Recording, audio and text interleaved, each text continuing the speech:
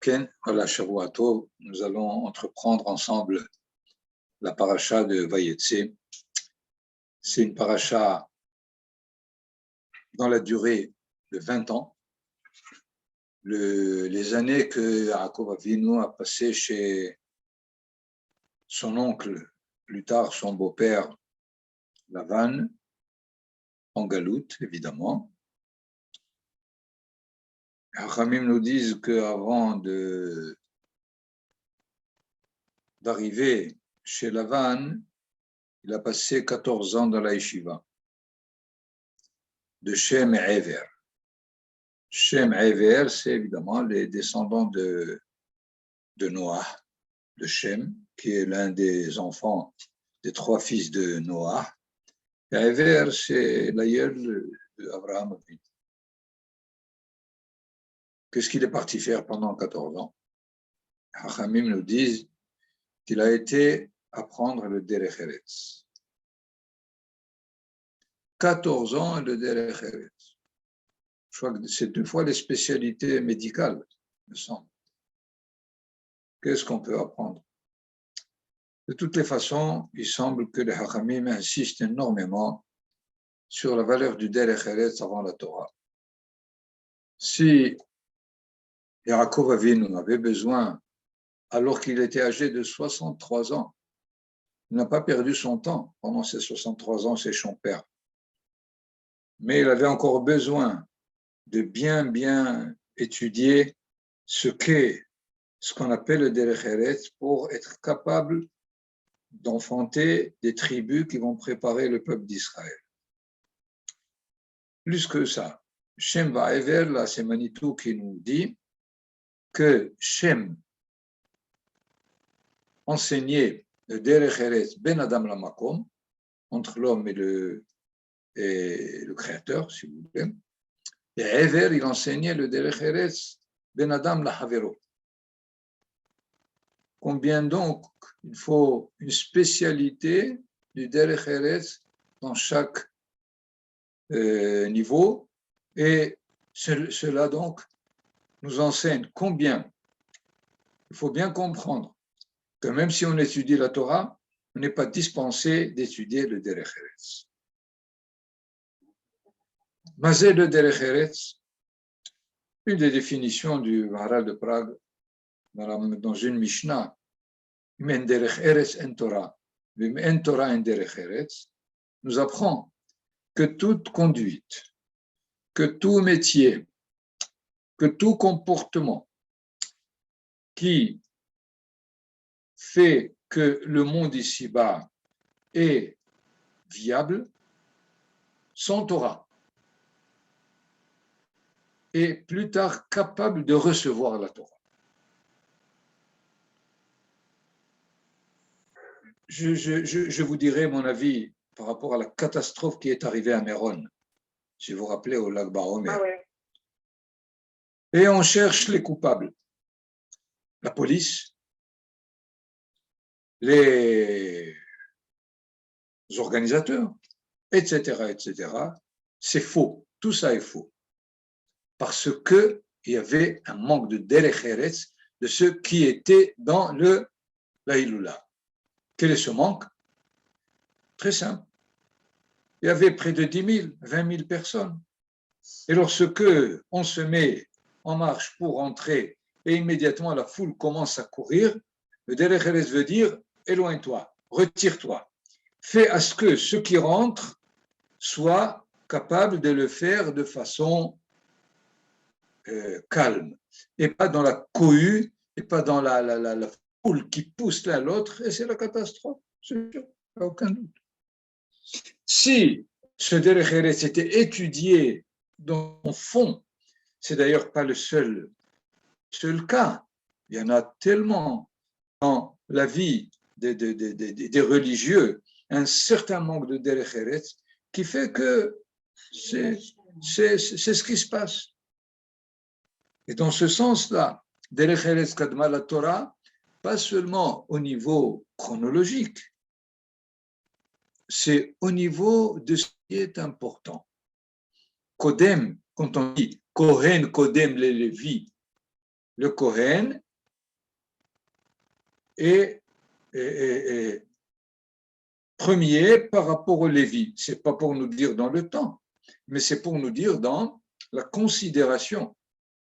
Si on dit Derech Eretz Kadma la Torah, c'est pour nous dire dans la considération de la vie d'un homme, il faut qu'il soit qu'il apprenne, qu'il soit conscient de ce qu'est tout ce Derech Eretz qui est nécessaire à la réalisation des mitzvot. Écoutez, c'est très simple. Prenez le cas, les tfilin. Faire des tfilin, ce n'est pas une mitzvah. C'est de mettre les tfilin qui est une mitzvah. Alors, qu'est-ce que je fais avant de mettre les tfilin? Le derech eretz. J'ai appris à tanner, j'ai appris à les couper, j'ai appris à lire, et c'est ça le derech eretz. Ça, c'est évident. Évidemment, après ça, j'ai mieux je fais le travail de la peau, et plus les tfilin seront comme il le faut, dans les bonnes dimensions. Prenez encore une halakha. Dans le cas de la shhita, lorsque on doit évidemment faire la shhita, égorger la volaille ou les bêtes, pour qu'ils soient cachés, évidemment. La halakha, quand elle est écrite, elle nous dit qu'il faut faire attention qu'après 10, 20, 30 bêtes ou volailles, vérifier le couteau s'il n'a pas été ébréché. C'est nécessaire, on le fait d'ailleurs. Mais aujourd'hui, après l'étude sur les métaux, ils sont arrivés, les goyim, à produire ce qu'on appelle un métal invar, c'est-à-dire un métal invariable. Tu peux faire la shrita de 400 bêtes, il n'y aura pas d'ébréchement. Donc le derech eretz sert finalement la halakha. Et il aide à ce que la Torah soit tellement possible, facile, sans ce qui, dans le temps, était difficile pour ceux qui réalisaient la Torah. Donc, plus, de notre temps surtout, le peuple d'Israël sera bien aura bien intégré tout le monde du Derech Eretz, la Torah sera une couronne. Elle ne sera pas une religion. Elle ne sera pas seulement une conduite, mais une vie. Et le Derech Eretz sera partout, dans toute la... On me dit, Shabbat, quel est le Derech Eretz de Shabbat? Eh bien, c'est qu'à chaque fois que tu as fixé un rendez-vous avec quelqu'un, sois à l'heure. C'est tout. Si tu es vraiment à l'heure, alors quand le Shabbat arrive, tu seras aussi à l'heure. Alors que plusieurs fois, le Shabbat rentre et il y a toute une sorte de pression allez, tu ne t'es pas encore lavé, tu n'as pas encore, où sont les... Mais qu'est-ce qui se passe? Mais tu avais 7 jours pour préparer le Shabbat et tu arrives sur pression. C'est que tu n'as pas étudié le Derech Eretz du Shabbat, qui est que pendant toute la semaine, si tu donnes un temps, un rendez-vous, un rythme à la vie, tu arrives au Shabbat tranquillement, normalement, et alors le Shabbat est vécu, surtout pour les enfants. S'ils vivent constamment le vendredi comme jour de pression, eh ben, ils voudront se sauver de la maison. Eux, ils ne comprennent pas pourquoi ça se passe comme ça. Mais il faut bien savoir que chaque mitzvah a son derech eretz. Et si on le trouve, la mitzvah est vécue dans la joie, dans le confort, dans tout ce que finalement la Torah nous demande. Voilà donc pourquoi il faut 14 ans de derech eretz, de Yaakov Avinu. Donc, comme nous l'avons dit, toute la paracha est vécue dans une famille en dehors de Eretz Israël. Et là, une règle. On peut étudier à 2 niveaux. Premier niveau, c'est une anecdote familiale qui évidemment sera le modèle des tensions normales dans une famille, et on peut y apprendre beaucoup d'éléments, nous allons le faire d'ailleurs. Deuxième niveau, c'est une préfiguration des tensions que le peuple d'Israël vivra avec les descendants de Lavan et de Esav. Parce que vous savez que Lavan était Lavan Aramie. Et Aram, qui était mitoyenne d'Eretz Israël, les Aramim, ils ont fait la guerre à Israël constamment. C'est-à-dire, ce qu'à la fin de la paracha, Lavan dit, allez, établissons une alliance et que personne ne soit violent vers l'autre, voilà que les descendants de Lavan à Arami, le peuple de Aram, a toujours essayé de faire la guerre à Israël. Les descendants de Esav, comme nous le savons, c'est Édom. Édom, qui est dans la région de Séir, au sud-est de Eretz Israël, a toujours été l'ennemi juré du peuple d'Israël. Quand ils ne pouvaient pas, en tout cas, ils étaient du côté de ceux qui voulaient faire la guerre et détruire Israël. Donc, vous voyez que la Torah, au moins, peut être étudiée à un niveau individuel, familial, comme le récit nous le donne dans le chat, ou bien l'étudier au niveau de ce que déjà la Torah nous avertit de ce qui va se faire avec les descendants de Lavan et de Esav dans la paracha suivante. Alors commençons d'abord par l'étudier à un niveau familial, personnel. Yaakov Avinu se trouve envoyé aussi bien par son père et sa mère chez son oncle, essentiellement pour fuir à Esav qui cherche à le tuer. Et en sortant, la Torah nous dit Vayetze Yaakov Be'er-Sheva, Yaakov est sorti de Be'er-Sheva, où Yitzhak et Rivka séjournaient. Vayelech Harana, il est parti vers Haran. Vayivga bamakom. Vayivga, c'est un mot pas très usité, surtout dans ce cas-là. Et il a rencontré de façon étonnante, subite. Pourquoi? D'où vient cet étonnement? Le Midrash nous dit, et Rachid d'ailleurs le rapporte, c'est que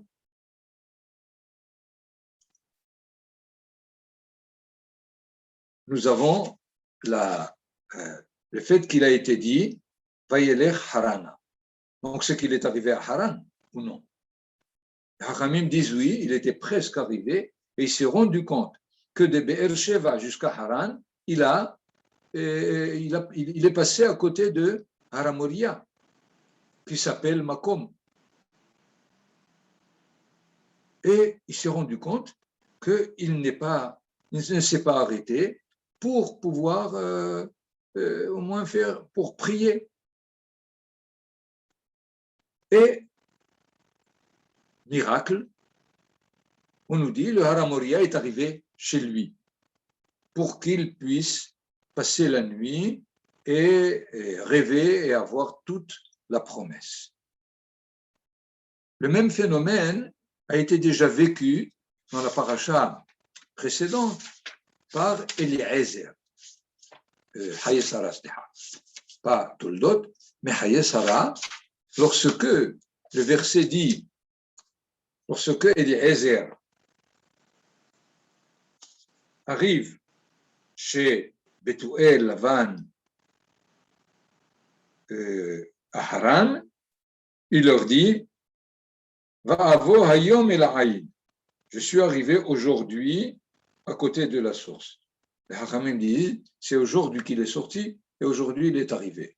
Comment? Attends, de Be'er-Sheva jusqu'à Haran, il y a au moins 500 km.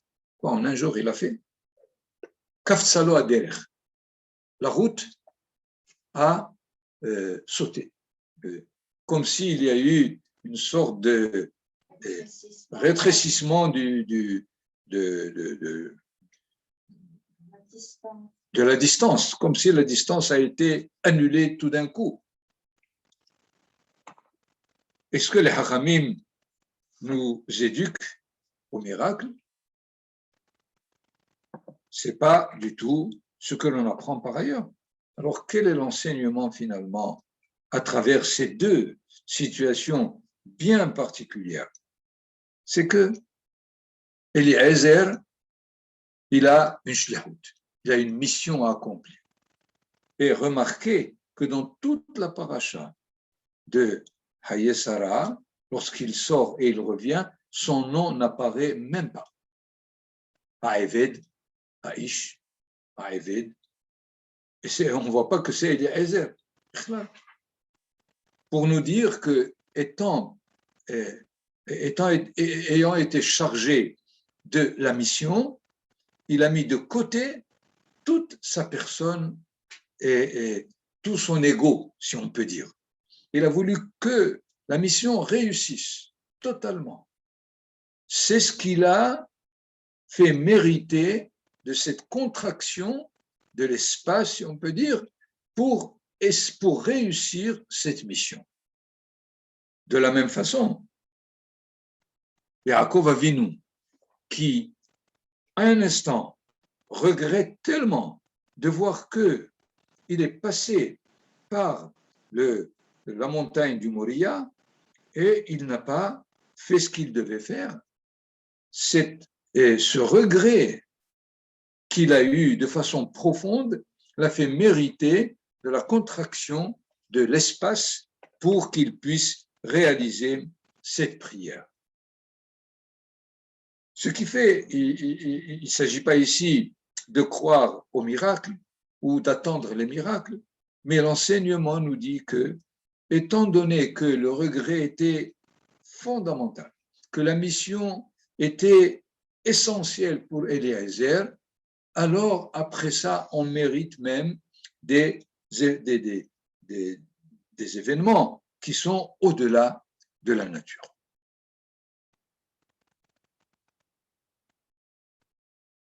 Et de là, après sa prière, il arrive chez Lavan. Et avant de rencontrer Lavan, évidemment, il rencontre les bergers. Et avec les bergers, voilà tout d'un coup que Rachel, la fille de Lavan, arrive avec le troupeau. Il a été ce qu'on appelle pris du coup de foudre, au point où même il ne lui a même pas posé la question, et il a embrassé, ce qui fait pour lui, Rachel, c'est la femme de ses amours, par opposition à Léa. Léa lui a été donnée par la ruse de Lavan, et il a eu aussi Léa au-delà de ce qu'il aurait pensé. Essentiellement, Yaakov Avinu se trouve avec deux femmes qui sont dans sa relation en opposition. Rachel, c'est ce qu'il voulait. Léa, il ne pensait pas que c'était pour lui. Et il est en train maintenant de mener une vie de famille avec les deux. Nous rappeler que lorsque Boaz a pris Ruth comme femme, tous ceux qui assistaient au mariage de Boaz et Ruth, ils ont émis un vœu. Iten Adonai ta'isha haba'a el betecha, que Dieu donne cette femme qui vient chez toi, Kerachel uchlea asher banu shetehem et bet Israël. Comme Rachel et Léa, qui ont construit les deux et bet Israël, la maison d'Israël. Ce verset finalement nous dit que Yaakov Avinu devait avoir deux femmes. Parce que c'est ces deux femmes, on ne pouvait pas construire la maison d'Israël sans ces deux femmes elles-mêmes. Et qu'est-ce qu'elles représentent, Rachel et Léa? Elles représentent la polarité dans laquelle un couple peut vivre. D'ailleurs, essayons de voir ce qui se passe avec chacune. Voilà que Rachel, du premier coup, il voit quelle sera sa femme. Les 7 ans qu'il va travailler pour elle, il est dit 7 jours étaient quelques jours parce qu'il l'aimait. Son fils, Yosef, sera pour Yaakov l'aîné, à qui il va donner double part, qu'il va retirer à Réhouven, qui était l'aîné de Léa. Et il considère, avec la naissance de Yosef, qu'il a la possibilité de se mesurer avec Esav. Parce que dès que Yosef est né, qu'est-ce qu'il dit à Laban? Alors, qu'est-ce qui se passe? Il savait que Esav l'attendait, et celui qui va maintenant pouvoir être et la force qui va l'aider à se mesurer avec Esav et sa descendance, c'est Yosef. C'est ce qu'il dira d'ailleurs Ovadia, Veya Bet Yaakov Esh, la maison de Yaakov sera le feu, ou Bet Yosef Lehava, et la maison de Yosef sera la flamme, Vedaleku Bahem Va'achalum, Veloye Sari de Bet Esav. Donc nous voyons encore que, comme Yaakov, le prophète Ovadia sait que la force de Yosef, c'est elle qui va tenir en face de Esav. C'est un problème à étudier, c'est ce qui fait finalement le Mashiach ben Yosef et le Mashiach ben David. Mais nous voyons combien, donc, Yaakov considérait tellement et Rachel qui semble ne le considérait pas dans l'autre sens de la même façon. Puisque, d'abord, elle se plaint lorsqu'elle voit qu'elle n'a pas d'enfant. Comme si c'était lui le responsable. Or, c'est sûr que ce n'est pas le responsable, puisqu'il a eu, avec sa servante, Bilha, il a eu 2 enfants. Lui-même, avec tout l'amour qu'il avait, il se met en colère contre elle. Vayhar Yaakov Berachel, c'est au chapitre 30, verset 2. Vayhar Av Yaakov Berachel, Vayomer Hatahat Elohim Anochi, Asher Mana Mimech Peribatem. C'est un verset qui a été très dur et les Hachamim n'ont pas passé ça à Yaakov. Vayhar Av Yaakov Berachel, il s'est mis en colère contre celle qu'il aime le plus, celle qu'il a toujours aimée. Vayomer est-ce que je suis là à la place du bon Dieu? C'est de toi, soi-disant, pas de moi. C'est-à-dire, il la vexe. Alors, où est l'amour qu'il avait? Elle aussi, beaucoup plus tard, elle va lui rendre presque la monnaie. Pas ça. Mais lorsqu'elle va voler à son père Lavan les téraphim, il y a ceux qui disent que c'était des objets d'idolâtrie, il y a ceux qui disaient que c'était une sorte d'horloge qui lui indiquait tous les signes du zodiaque et comment prévoir l'avenir.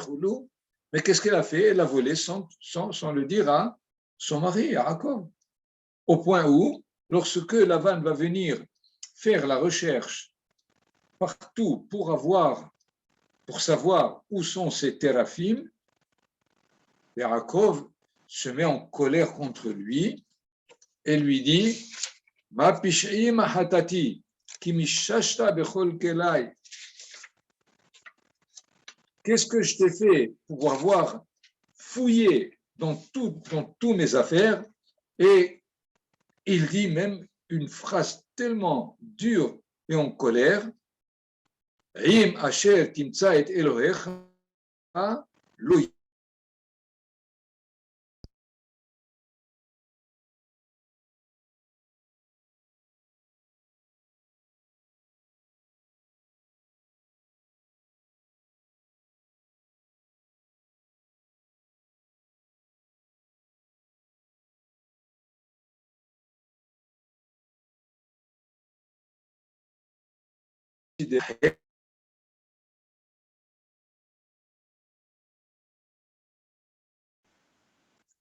Va finalement lui donner 6 enfants à la place de Rachel qui lui donne que 2. Elle va supporter à travers la nomination de ses 3 premiers enfants, elle va supporter sa distance, le manque d'intérêt qu'il avait pour, puisque Reuven, Kira'a Hashem Be'oni, Kiratai Hevani Ishi.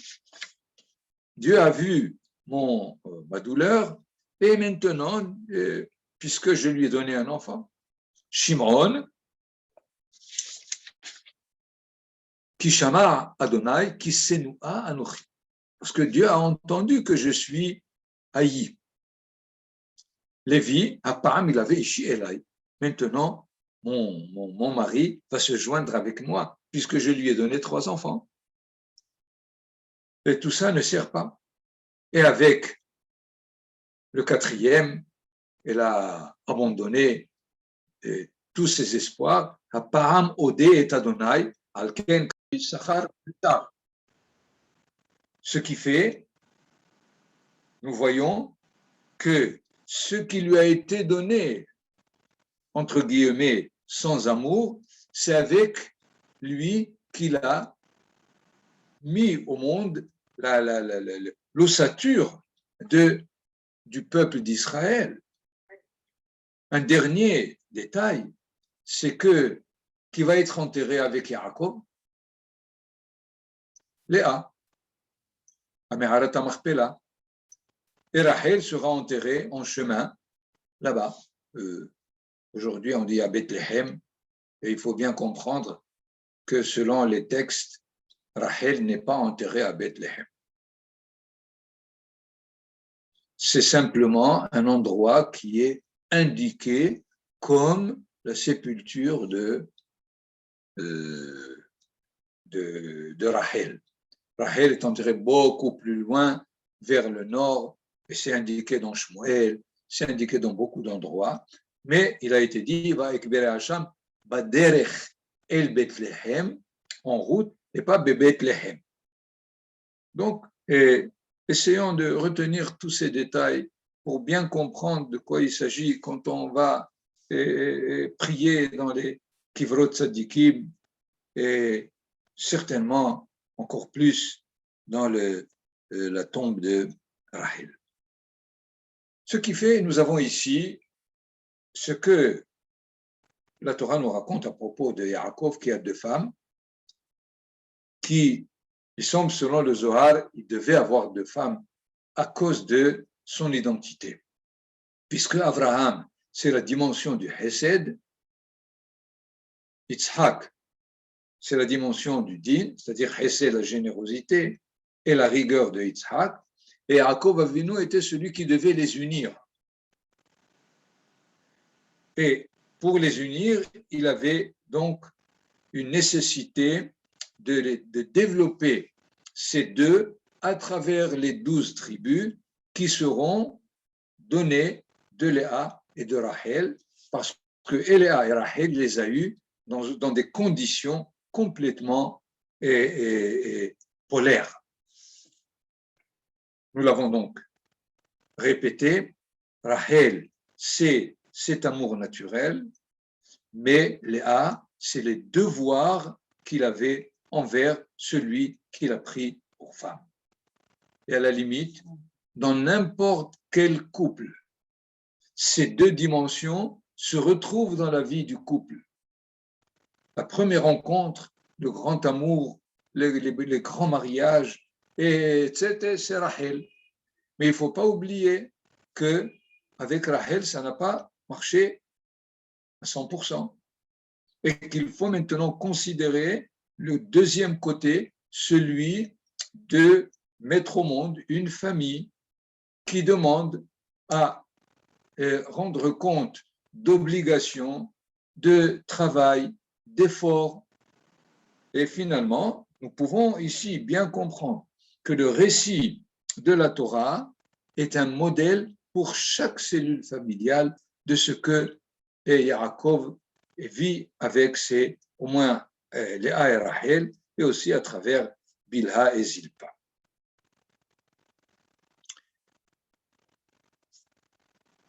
Il est évident que nous pouvons aussi étudier cette histoire de Lavan et de Yaakov à l'échelle historique, nationale. Qui est finalement ce Lavan?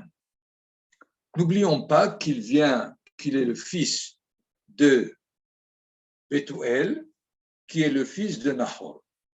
Nahor, le frère de Abraham. Abraham qui a opté pour l'identité hébraïque et Nahor qui a opté pour l'identité araméenne, puisqu'il restera Padan Aram. C'est-à-dire, il ne veut pas que le projet d'Abraham Avinu réussisse.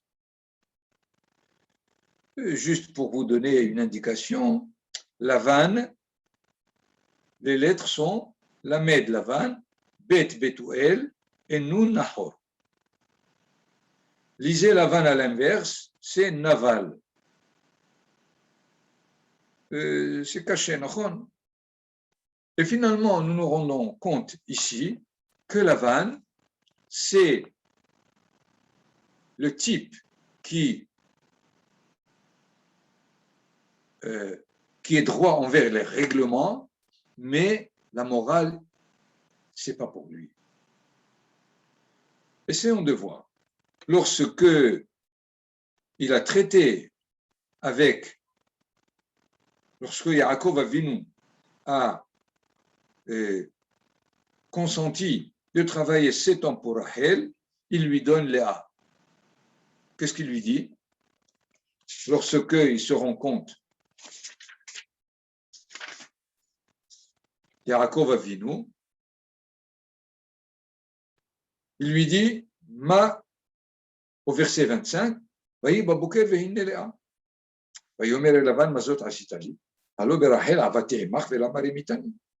le contrat était entre nous à propos de Rachel. Pourquoi tu m'as induit en erreur?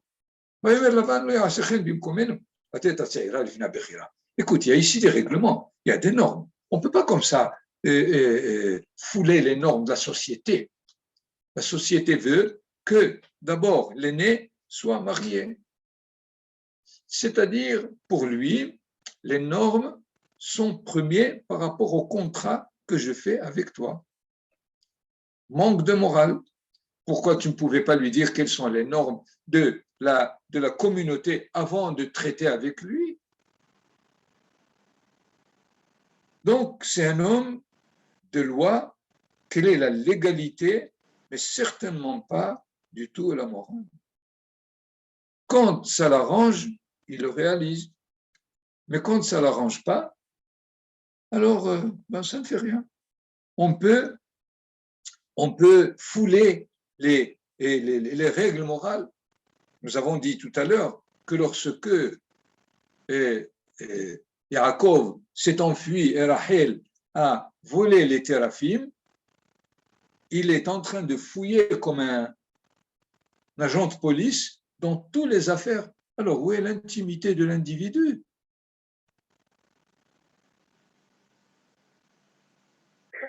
Nous avons donc ici la conduite du type de Lavan. Et d'ailleurs, il y a une petite remarque qui nous enseigne qu'il n'a même pas donné de dot à ses filles. Lorsque Yaakov Avinu invite Rachel et Léa pour leur dire qu'il a donné, qu'il a décidé de partir. Qu'est-ce qu'ils répondent? Au verset 15 du chapitre 31, ils nous considèrent comme des étrangères, qui mecharanu, parce qu'il nous a vendus. Qu'est-ce que ça veut dire qu'il nous a vendus? Au lieu de nous donner quelque chose avec nous pour montrer qu'on apporte quelque chose, il s'est servi de nous comme objet. Il a même ce qui nous revient, c'est-à-dire ce qui te revient à toi, et Yaakov, de tout ce que tu as travaillé pour lui pendant 6 ans, il était constamment en train de changer les conditions pour ne pas te payer. Vous voyez, quand la loi n'est pas là pour le juger, il fait ce qu'il veut. Pire que ça, la Haggadah nous dit, Lavan était pire que Paro. Vous connaissez la Haggadah? Ma bikesh Lavan ha'arami la'asot le'Yaakov avinu. Chez Paro le gazar et la zecharim. Parce que Paro, il n'a décrété que pour les mâles d'Israël. Et Lavan bikesh la'akor et akor. Lavan a voulu tout déraciner. Où c'est? C'est faux. C'est très simple. Lorsque il va le poursuivre et finalement le rejoindre, essayons de voir la démagogie de Lavan. Chapitre 31, au verset 26. ויאמר לבן ליעקב, לבן dit à Yaakov, mais asita, qu'est-ce que ותגנוב את לבבי, ותנהג את בנותיי כשבויות חרב. Tu as fait, sans m'avertir. C'est comme ça. Quelqu'un chez qui tu as séjourné pendant 20 ans, tu ne l'avertis même pas pour lui dire que tu t'en vas. C'est pas poli. Et comme si tu as pris mes filles comme otages. Pas tes femmes, c'est mes filles. Attention. Hein. Verset 27, tu ne m'as pas dit, et je t'aurais envoyé, je t'aurais envoyé avec de la joie, des chants, et du tambour, et du violon. Tu ne m'as même pas permis d'embrasser mes filles et mes fils. Comme ça. Vous voyez la démagogie de celui qui est roublard. Combien des ruses et tous ceux qui malheureusement dans la politique, avec de belles phrases, essayent de traîner des fois même un peuple entier. Et le verset fondamental qui lui dit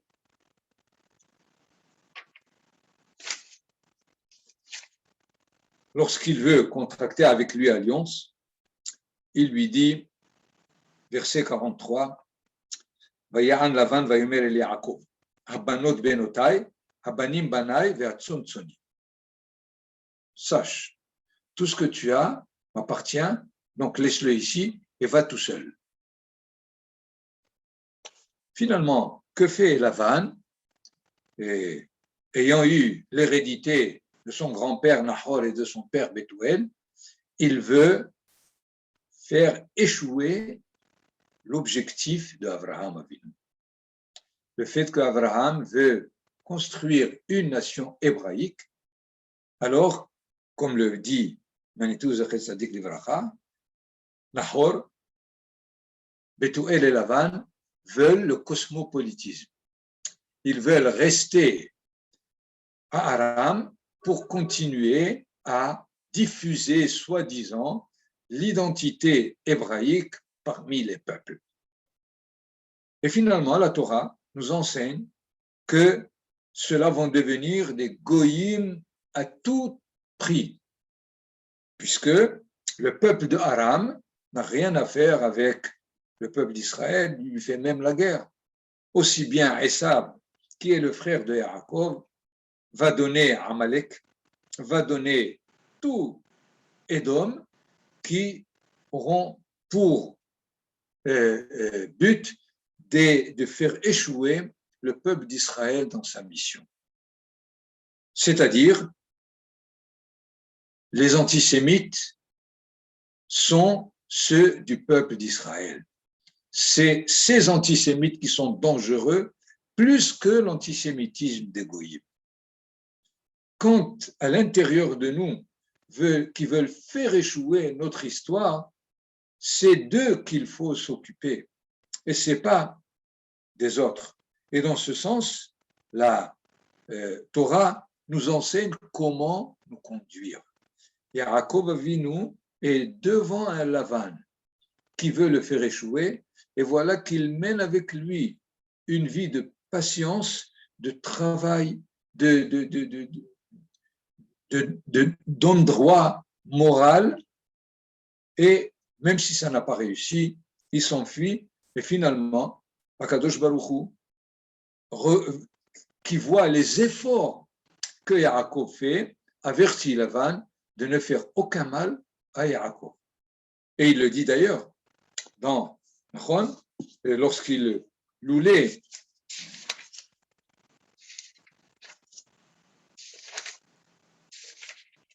il leur dit au verset 29 du chapitre 31, Yesh le'el yadi la'asot imachem ra.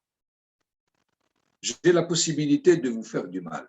Velohe avichem, le Dieu de vos pères, Emesh, hier, Amar Elai lemor, il m'a dit, Ishamer lecha midaber im Yaakov mitov adra. Mais fais attention, ne parle à Yaakov ni du bien ni du mal. Donc, comme je l'ai dit au début, le texte de la Torah peut être étudié à un niveau individuel, familial, quand il s'agit évidemment des problèmes familiaux que Yaakov, que Abraham et Sarah ont eu par rapport à Hagar, que Rivka et Yitzhak ont eu par rapport aux bénédictions qu'ils vont donner à Yaakov et Esav. Et aujourd'hui, c'est l'oncle qui devient le beau-père qui est le plus dangereux. Premier niveau. Et deuxième niveau, c'est aussi par rapport au peuple d'Israël qui va rencontrer les descendants de ces types d'hommes, Lavan et Esav, là où le peuple d'Israël va devoir mener son histoire malgré malgré tous ceux qui veulent le faire échouer. Donc, combien devrions-nous être conscients de l'histoire qui a commencé Abraham, Isaac et Jacob afin qu'elle réussisse, afin que pas seulement l'application des mitzvot, mais aussi l'histoire des patriarches qui est chargée de ce qui va nous aider à mener notre histoire et pas seulement à réaliser notre Torah. Kulechem beruchim.